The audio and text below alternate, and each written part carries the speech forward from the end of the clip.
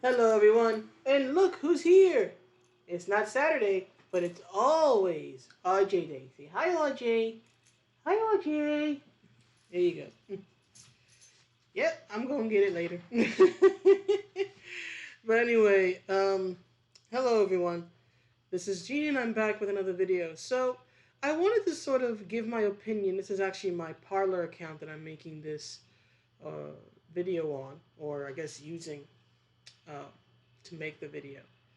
So I've heard about this re-release, I guess you could say, updated re-release, the definitive edition of the first. I'm not gonna say the first three Grand Theft Auto games because that's not true. But let's say like the first 3D ones, right? The 3D era games, which is sort of where the series really got its identity and the games that the series became known for, right? GTA 3, Vice City, and San Andreas, right? 3 in particular was groundbreaking for its time because it was the first game, or one of the first, but it's often touted as the first game to introduce a sort of, open sandbox concept where you could walk around and you could get into cars and you had a radio station with all these radio songs, radio hits, right? And you could go into various buildings, not all buildings back then, but you could go into certain buildings, right? I think now these days you can go into nearly any building in a GTA game, and the open sandbox concept is used for pretty much any open world action adventure game, Assassin's Creed, and many others. And of course, GTA has become this huge franchise, right? There was four, there's five, which they keep doing a updated re-release of, and all of this other stuff. And there were DLCs, and even for the 3D era, there were uh, I guess you could say what's the word I'm looking for? But I guess like prequel games, I guess you could say, like Vice City Stories for Vice City. You had Liberty City Stories for GTA 3. Games like that sort of side story. That's what I was looking for. Side story games. So this trilogy here is sort of what really got the series moving forward, right? Because it totally changed what GTA looked like. But anyway, the reason I bring this up is because I'm actually not too. I should put it this: I am concerned. I am very, very, very concerned about this. In particular, because of this very hyper reactive, censorious um social media, internet culture that we live in. And on top of that, the very censorious, hyper reactive nature of entertainment. Now, the kid in me who played these games is happy to see them come back. The adult in me is like, Take Two Interactive and Rockstar are so busy with other things like Red Dead Redemption or working on GTA 6 or whatever they're doing that they haven't made a new game in nearly a decade. And instead of making a new GTA 6 or whatever, they're just basically, re releasing the hits. It's like, how an artist, after a certain point, just starts singing all of their greatest hits that people know, or they start releasing greatest hits albums. That's what this kind of feels like, right? This is what, like, 36-year-old Gene is like, eh, I'm not quite sure, but like the 16-year-old that I used to be is like, hey, they're back, awesome. But what I'm concerned about is how these games in the modern day are going to be received. In particular, and this is something I've discussed at length in other videos, the depiction of women, right? We currently have this culture war going on. And one of sort of the battles of that culture war is, what is the proper way to depict and display a woman in modern media, right? It's respectability politics, and as I've said in many videos, I am not a fan of respectability politics. I think respectability politics, in most instances, are the most disrespectful thing you can do, in particular for a woman, right? But this is the battleground that this game is going to sort of be fought on once it's released. And this isn't the only game that has had this issue when it's been sort of re-released. In fact, what was it, earlier this year? I think it was. There was the, what was it, Legendary Edition, the updated re-release of the Mass Effect trilogy, and there was this whole drama around like January of this year about the camera angles that were used in cutscenes featuring the character of Miranda Lawson in Mass Effect, right? In the original games, the camera often focused on her beauty, or if if you were looking at her from behind, the camera focused on her behind. So it was kind of like a Miranda Buttgate for a while in the beginning of the year, right? And those who were pro changing the camera angle said, well, it was objectifying. It never should have been done in the first place. You know, we are correcting a wrong. Whereas others were like, leave the game as it was. There actually was storyline reasons for why the cameras framed her in that way. Even one of the I think it's Casey. I forget his name. Casey Hudson. I remember uh, somebody brought up an article from back in the day, around 2010, where he talked about the camera angles on her and explained that, it's because she's meant to be this genetically perfect human, and that, people will, sort of stare at her at that way. But it actually played into her story of sort of being objectified and being freed, fighting for her freedom to be seen more as just someone's project, and all this other stuff, right? So at the time, back in 2010, he defended it as necessary for narrative purposes. But no one, at least those on the pro censorship side, didn't care that he had provided a reason for why this was done. And so the camera angles, to my knowledge, were changed to focus less on her backside in certain scenes. So this is sort of what I'm wondering about when it comes to the definitive edition of GTA of the GTA trilogy of the 3D era games. For those unfamiliar, the lady in the white bikini here, she represents GTA Vice City, which was the second game in the 3D era, which is my personal favorite, so I have a deep attachment to it. The lady in the middle, in the red jacket with the surly look on her face, is Maria, who is the main villainess and the final boss from GTA 3, which was the first game in the trilogy. And then the lady here, who is suggestively sticking out her tongue with the shades on, she represents GTA San Andreas. One moment. Excuse me, as I was saying, the last girl represents the girl in the shades, sticking her tongue out.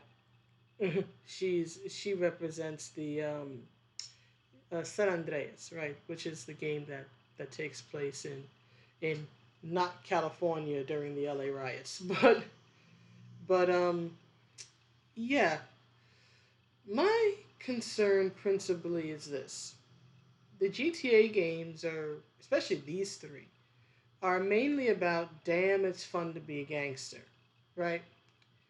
And naturally, given that it's about, gangs and villains, right?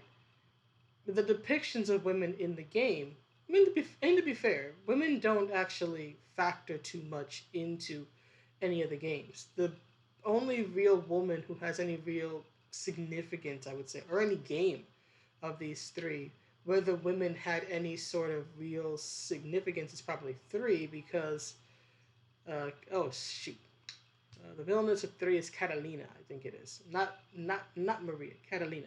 Anyway, the villainess of three, right? The one in the middle. she's like, the main boss.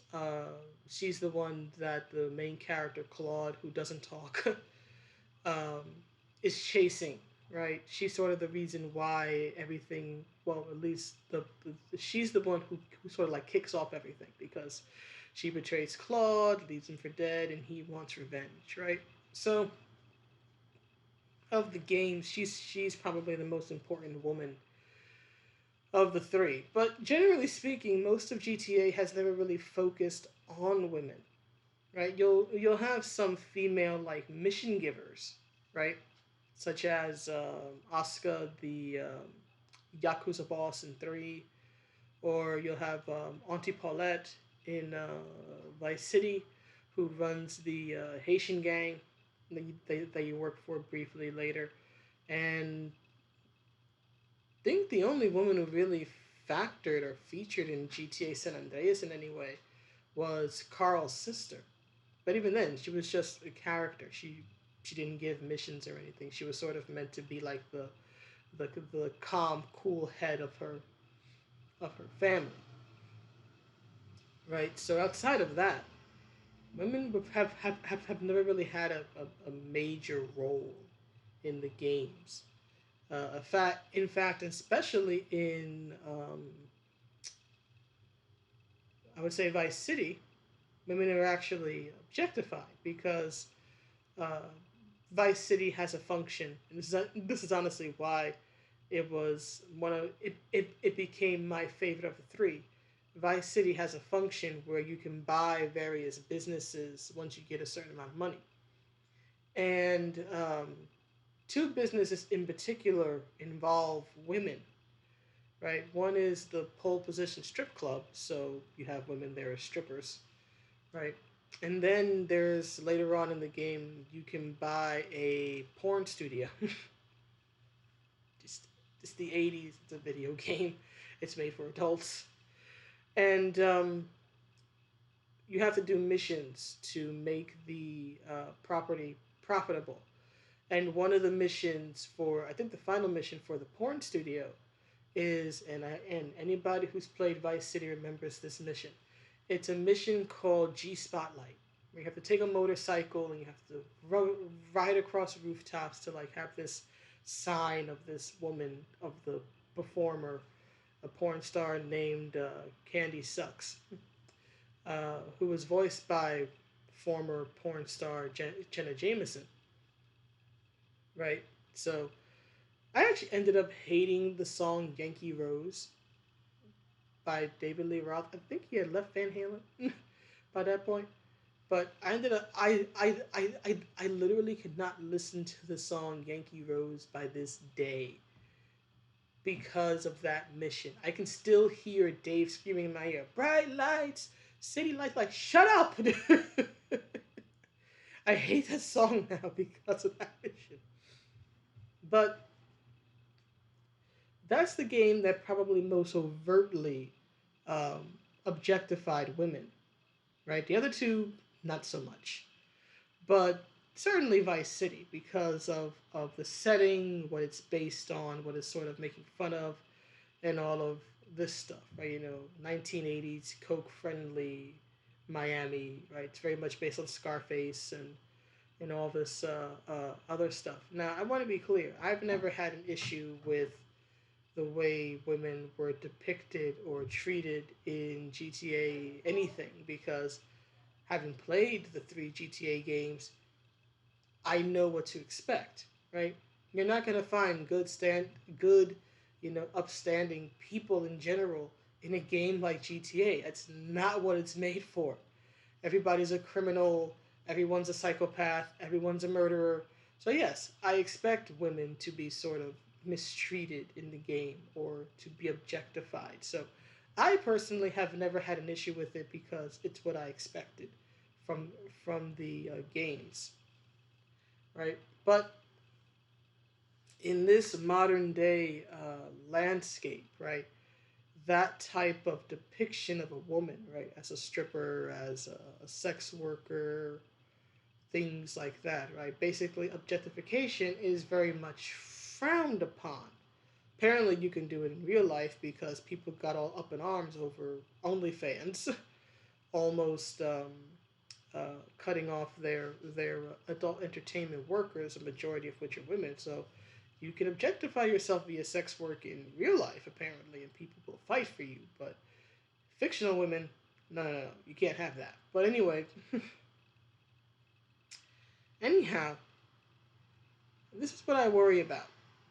If whether these particular elements of these games, right, the whole, the porn studio missions in Vice City, uh, having Catalina as the villainess in GTA 3, right? If these elements are somehow going to be changed or toned down uh, in this definitive edition to make, um, or rather to reach modern day sensibilities which frown upon this type of thing. Because you have to remember that these games didn't come out recently, they're all around 20 years old. Uh, Vice City came out around what, 2002, so it's about 20 years. It's been 19 years as of this year. GTA 3, I think, was somewhere in 1998 or 1999 or 2000. Basically, that like 2 year gap at the end of the year, end of the decade, I should say. So it came out in the very late 1990s. So that's a little over 20 years old now. And then you have the youngest of the bunch with San Andreas that came out around '04, and of course had its own scandal back in the day with the whole hot coffee mod thing. But none of these games are new. They're all well over a decade old, and then at least two of the titles are around 20 years old. And things were very different 10, 15, 20 years ago. The way you depicted women and what was considered acceptable depiction of women was very different then. Very different than it is now. So I'm just wondering if they are going to basically retroactively edit the games, which I don't want them to do. As somebody who played the original three, I don't want them to do, but also for those who have never played the original three games, right? For younger players who maybe their first GTA game was 4 or 5, right? And they're sort of wondering, oh, what were the sort of like big three of the 3D era like, right? If they edit the definitive edition for modern day sensibilities, then those newer players who this becomes their GTA Trilogy, they won't know what the original three titles were like unless they decide to, try to find a used copy somewhere on the internet. But the whole point of a definitive edition is to just release them as a combo pack so you don't have to do that. So that concerns me. That concerns me. And then, of course, and I saw this on Twitter, somebody made up a very good point about the radio stations, right? Because the whole, adding radio and adding actual, radio hits and everything was a big deal for the GTA games of this era.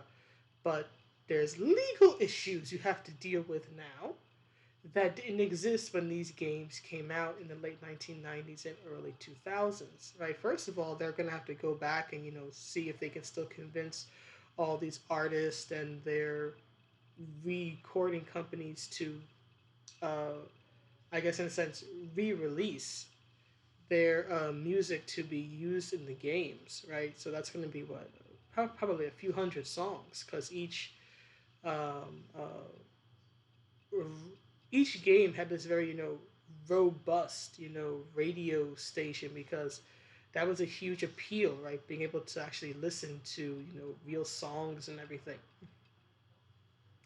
as you drove around in a car that you hijacked, right? So having to sort of go over all these songs and all these bands and having to contact their people and contact the music companies that represent them, that's going to be a hassle. So who knows how much of the radio stations, or if the radio stations for the definitive edition are coming back.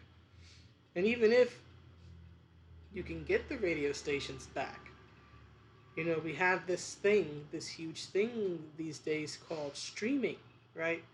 Which did not exist in the original, uh, that didn't exist when these games were originally released, right? And so now you have to worry about things, streamers in particular, if they were to play this, would have to worry about things like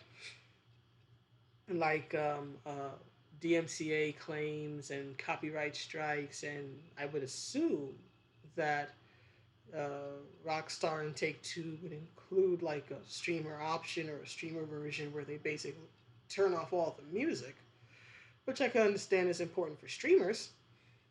But then again, what do you do about the sort of the fun factor if you can't listen to the music? And then there's issues such as the celebrity voice casting, right? They used actors like Ray Liotta to voice what's his face, Tommy Vercetti in GTA Vice City. Again, Jenna Jameson voiced the porn star Candy Sucks. So the question is for in particular, Vice City, because they actually use a lot of celeb voice casting for that. One sec. As I was saying, then you have the concerns about the celebrity voice casting, in particular in Vice City. For example, Ray Liotta, from what I've read over the years, felt that he was cheated out of money uh, by Rockstar and Take Two because the game became a huge hit and nobody was anticipating that. So there's another question, right? How are they going to, deal with issues like that, right? A celebrity actor, trying to stop them from, re-releasing the game and using his voice or his likeness. So just a lot of issues that um, that you have to be concerned about. That's the thing. That's one of the many issues when you try to bring something from the past back uh, back into the modern day, right? You have to deal with these issues that didn't exist at the time of release. So I guess in the end we will see what happens, but I guess I just sort of wanted to get my concerns out there and be like, hey, part of me's happy and part of me just honestly wishes this wasn't happening, as much as I hate to say it. Because I'm of the opinion, especially right now with all of these remakes and reboots and re this, that, and the other, I'm becoming more and more a, a proponent of just leaving things in the past, right? We need new franchises, we need new characters, instead of trying to keep the 80s and 90s and the early 2000s alive, because more often than not trying to update and bring these franchises into the modern day as we have seen tends to make fans very unhappy, and a lot of them end up being very poor work. So I'm just of the opinion where it's like, what, leave Vice City in '02, leave GTA 3 in 1999, leave San Andreas in '04. If it means that much to you, try to find a used copy or watch a playthrough or something online. So this is sort of where like I'm at. I'm of like two opinions here. Part of me, the adult in me is very concerned about this, and a strong part of her doesn't want it to happen. And the teenager in me is stoked to see three of my favorite games, in particular Vice City, sort of come back. So it is what it is, I suppose. But I thought I would just let you guys know. So let me know what you think in the comments, and I will see you around. Have a good day. Bye.